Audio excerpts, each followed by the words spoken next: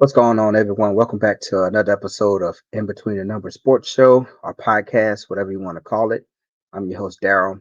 On this episode, we're going to be talking about what the hell is LSU doing in the transfer portal. So, before we jump into this episode, I please encourage you guys to go like, comment, and subscribe. Appreciate everyone so far who subscribed to the channel. We're growing the channel slowly but surely. So if you haven't subscribed yet, please hit that subscribe button and hit that bell, man. The bell helps tremendously because every time I drop a video, um, you'll get notified, and that way you can tune in to see what I'm talking about. So, yeah, what the hell is LSU doing in the transfer portal? So, the transfer portal is on fire. Just a few minutes ago, I don't remember his name. Let me see. It's the it's the starting quarterback. Well, not the starting quarterback, but it was the guy that filled in for Quentin Ewers um, this season because Quentin Ewers was hurt. Yes, Malik Murphy, right? Malik Murphy, as of a few hours ago, let the Texas Longhorn staff know that he was hopping in the transfer portal. So really talented quarterback. And so the transfer portal is on fire. Now, um, everyone is pretty much, you know, these days getting better via the transfer portal, right? It's kind of like instant gratification. It's like microwavable wins because a lot of the guys that people are taking out of the transfer portal are proven commodities at some big schools like Ohio State, Alabama, Georgia, Oklahoma, Miami, places like that. And this allows teams to win now versus kind of waiting on high school recruits to come in and develop. Now, don't get me wrong, high school recruits coming in developing is great, but instead of having to wait uh, 2 years, or hoping that you get a really, really talented freshman uh, like a Leonard Fournette or someone like that can come in right away and be impactful, you don't have to wait for that type of stuff anymore. You can just pretty much get a couple of stud offensive players in and defensive players in from the transfer portal, and boom, you got some microwavable wins, I like to call it. But the question is, what the hell is LSU doing in the transfer portal? So I just been sitting back, listening, looking, and reading, and noticing that a lot of other teams are, getting better in the transfer portal, and I am aiming this towards one side of the ball, and that's defense. So it looks like LSU is going to keep Matt House at least for the bowl game. Now, if LSU performs, excuse my French, shitty in the bowl game versus Wisconsin on January 1st, um, then maybe they might can Matt House. But Chip Kelly did not. Oh my God, not Chip Kelly. Brian Kelly did. Uh, you know his press conferences a few days ago, and it doesn't seem like he's going to be letting any staffers go. Now he did say he's still, um, you know, analyzing his staff, but we would have to see. There's also been rumors that um, the greatest defensive back coach there is, at least for LSU, and Corey Raymond is coming back to LSU.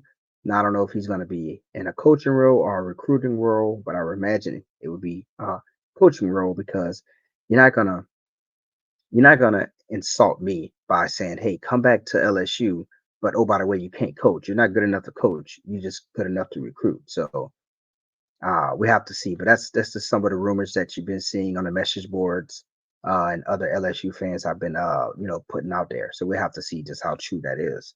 Now LSU's defense, right, was horrendous. Matt House and that defense cost LSU a deep playoff run or a possible national championship, right? LSU defense is ranked currently 101st in the country. They allow an average of 6.5 yards per play, right? And teams average for a whole game per game on LSU's defense 409 yards, right? That is insane. You got teams like Penn State and Iowa only allowing teams 260 something yards per game, and LSU is allowing double that, right? It's insane. literally everyone at LSU played had success on his defense, whether it was Southern, well, no, whether it was Grambling, um, Army, whoever, right? People had success on this LSU defense, and sometimes you just scratching your head like, what the hell are these guys doing? Now, if we're talking about the transfer portal, LSU lost to um, former four-star uh, rec- former four-star players, right? They lost Latarius Roach, right? A cornerback, a position LSU cannot afford to lose anybody at. And they lost Quincy Wiggins. Now, I seen Quincy Wiggins up close and personal because I went to the Citrus Bowl last year when LSU played Purdue, and I saw Quincy Wiggins, and this guy is a goddamn stud. He's a stud. He's like 6'4", 6'5". The dude has muscles, right? The dude is a stud. He's a defensive end. He's long, and he just never developed for LSU, right? It maybe it's because LSU was without a defensive line coach until kind of like later in the season, but he hopped in the portal, right? And you know that's just unfortunate because LSU does not generate a lot of sacks um, outside of Harold Perkins and maybe Wingo. They don't generate a lot of sacks. So to see somebody like Quincy Wiggins who has a lot of potential leave, it kind of like makes you pretty butthurt. And to see a player like Latarius Welch leave makes you butthurt also because Latarius Welch played 96 snaps last season, right? Well, this season because the season is not over with, win bowl season, but he played 96 snaps this past season. He started a couple of games and he's leaving. So um, hate to see that happen. There's a chance LSU could possibly recruit him back into the program, but we'll have to see. Now, um, I'm going to put up here a graphic on some players, some defensive players that I did research on that I think should hop, that LSU should go after. Now, I don't have a huge um, team behind me doing recruits, like, doing all this research and stuff. This is just me, um, you know, reading the internet and stuff like that and figuring out for myself who I think LSU should go after. Now I call this the between the numbers big board, right? Got the nice LSU background. And so these are three players that I figured can help, right? So I got Jair Brown, right? He's a cornerback from Ohio State University. Sorry. He is a Louisiana native. He entered the transfer portal with 3 years of eligibility left. And he was a former four-star cornerback. Now, Brian Kelly did say a little while ago that they're always prioritizing Louisiana natives in the transfer portal, right? So here's a Louisiana native for you. He is a former four-star, and he has 3 years of eligibility left. Then you got Jardine Gilbert from Texas A&M, and he played his high school football right in LSU's backyard, right? So if you don't know, U High or University High is literally on LSU's campus. They play their games on LSU campus. And he's also a former four-star recruit. And you got Walton Nolan, right? So Walton Nolan was a former number one ranked overall player in the nation in 2021, right? That's in the whole nation. So that's all of the quarterbacks, that's all of the running backs, that's all of the wide receivers, all of the offensive linemen, right?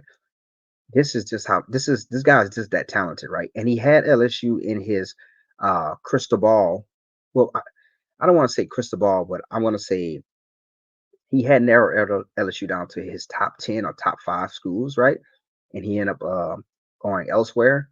But I mean, the guy don't have amnesia, right? He's I'm pretty sure he still respects LSU, right? He went to Tennessee, then Texas A&M or something like that. It just didn't work out for him, and so now he's in the transfer portal. And a former number one ranked overall player does not just turn into trash overnight.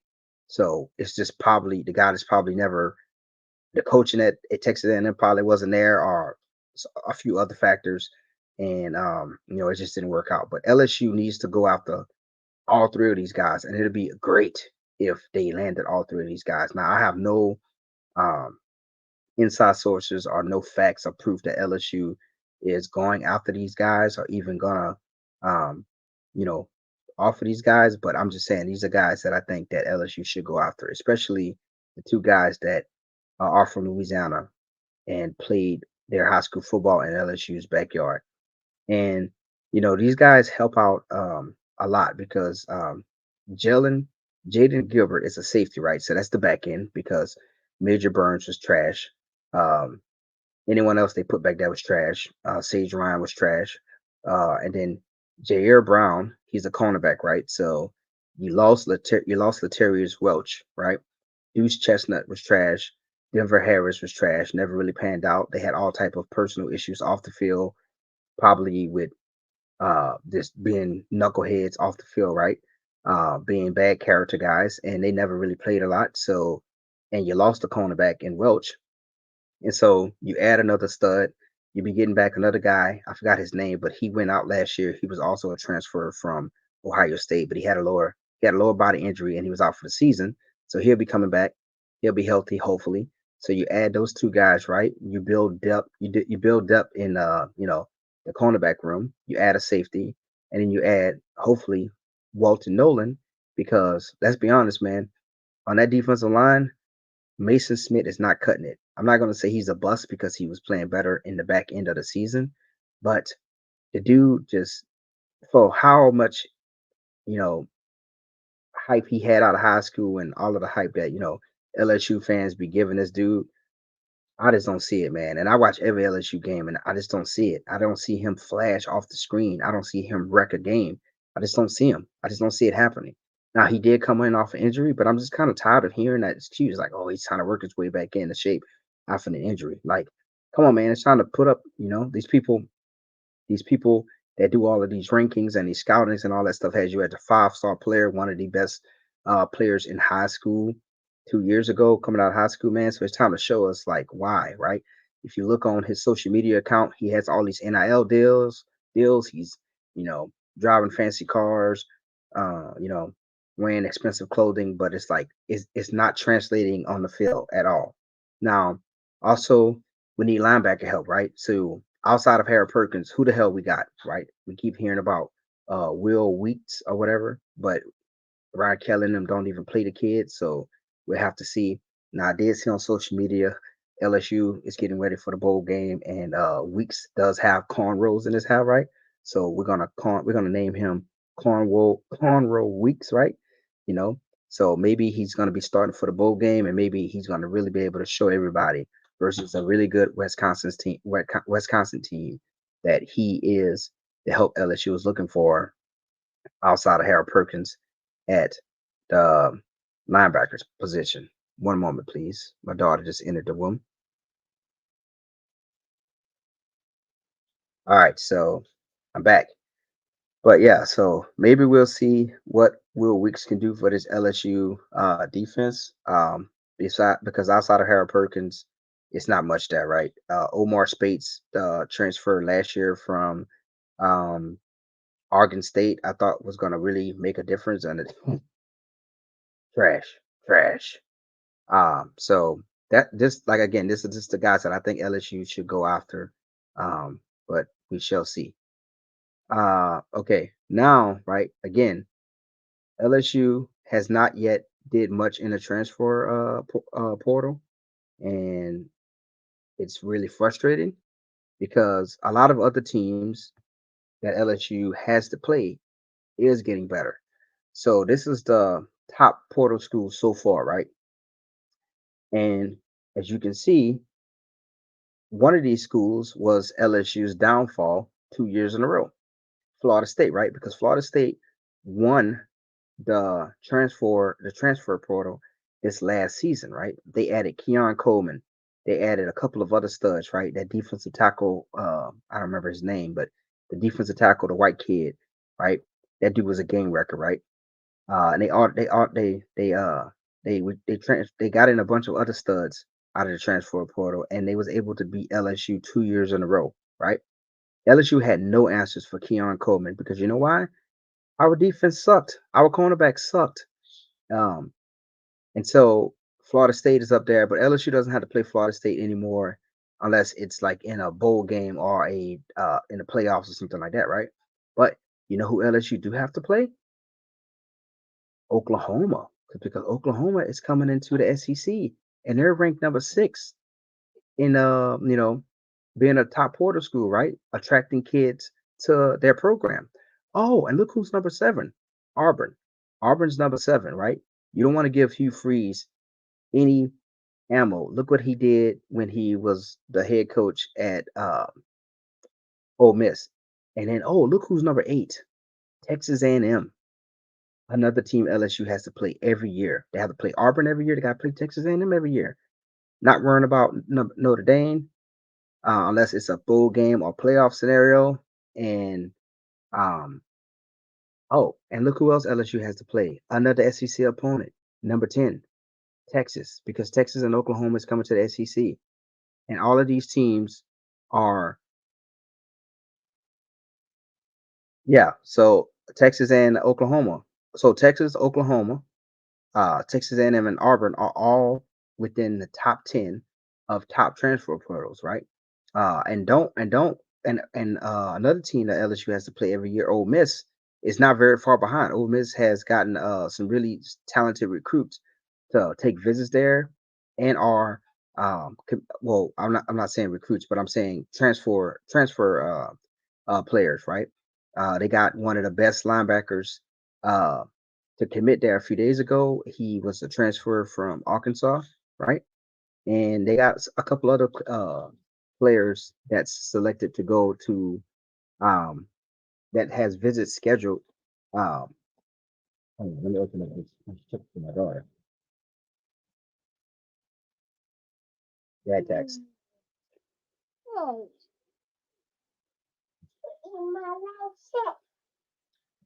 Sorry, I had to get my dad text. But um, Ole Miss is not far behind, um, and this is why I am panicking because teams at LSU will have to play every other year. And when I say every other year, because LSU is not going to play Oklahoma and Texas every year. This first season, they're playing, I think they're playing Oklahoma and they're not playing Texas. I may be wrong, but it's going to be flipping. So the next season, they'll play one of the other newcomers, right? But they're still SEC rivals because if LSU is having a very good season in the SEC West, right?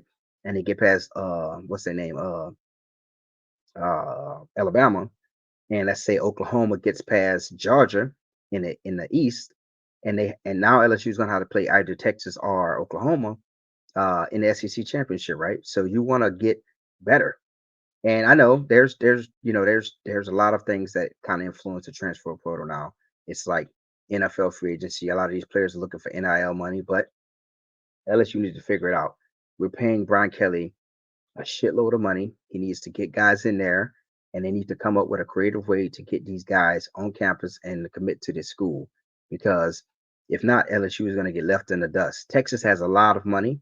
Texas A&M has a lot of money. Oklahoma has a lot of money, right? LSU need to figure it out. LSU has some really good boosters there too, right? They need to figure it out. This is the Gulf Coast, right? The Gulf Coast is all about OIL, right? All. So just like Texas, just like Oklahoma, just like Texas A&M, LSU need to figure it out. They need to get these boosters in the room and say, listen, if we don't figure this NIL thing out, we're gonna fall off a cliff. Now, LSU have some of the nicest like locker rooms and sports facilities, but that's no longer a main attractant, right? Back in the day, a few years ago, that used to be. Now it's NIL. So how much money can you give me? And oh, by the way, you got very nice facilities, right? So LSU gonna have to figure it out. But yeah, it's very alarming that one, two, three, four LSU opponents is in the top 10 in transfer portal schools. So what the hell is Brian Kelly and them doing? Because if they're trying to do it the old-fashioned way, where they're gonna just run it back with the players that they already got on defense, we're screwed because they didn't show us much this last season. Now I don't know if it was the players or Matt House, but we got to figure it out. We got to do something to get a spark back in the system because, like I said, um, you know, LSU. I just ask the question to yourself: when the last time LSU was not thought of as having a really good defense. If we would have had just a little bit of good defensive play, this LSU team could have been in the playoffs right now, are playing in a major bowl game, right? A New Year's Six bowl game, right? But that's not the case because Matt House and those defensive players outside of Harold Perkins and Wingo cost Jaden Daniels and that offense a possibility of playing in the playoffs and winning the national championship. Um, thank God for Jaden Daniels and that offense because they literally had to put this defense on his back um, all season. And I hate for LSU to turn into USC, where you only want to focus on offense and you just believe that the offense can get you out of a jam every time. And the whole goal is to outscore your competition and just say, hey, we're gonna score more points than them, and that's how we're gonna win the game. We just need the defense to give us one stop. No, that's bullshit. I need LSU to do better.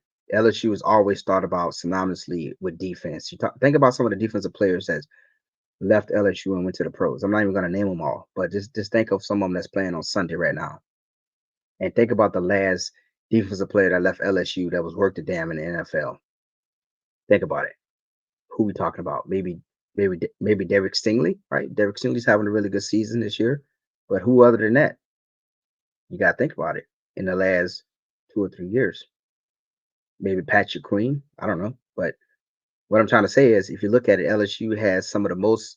A lot of LSU is in the top five in terms of uh talent in NFL playing in NFL, but you know these last 2 or 3 seasons, that talent has not been very good. So Brian Kelly and them need to figure it out. But yes, I'm gonna shut up my mouth. Just wanted to hop on here and talk about this transfer portal cycle and what LSU is doing. So again, if you like this video, leave me a like, leave me a comment, whether it's positive or negative. Um, and please subscribe, hit that bell so you can get all notifications. And let me know in the comment section who you think LSU should go after, right? And if you are not an LSU fan, that's fine, right? This is a sports show. I know I really mainly talk about LSU, but hey, I can and will talk about other teams, but I'm mainly focusing on LSU. But if you are a fan of any other team, let me know if you are happy with what your recruiting staff has done in the transfer portal. And also tell me if you're not happy. Or tell me who is someone that you think y'all should go after. Until next time, I'm out.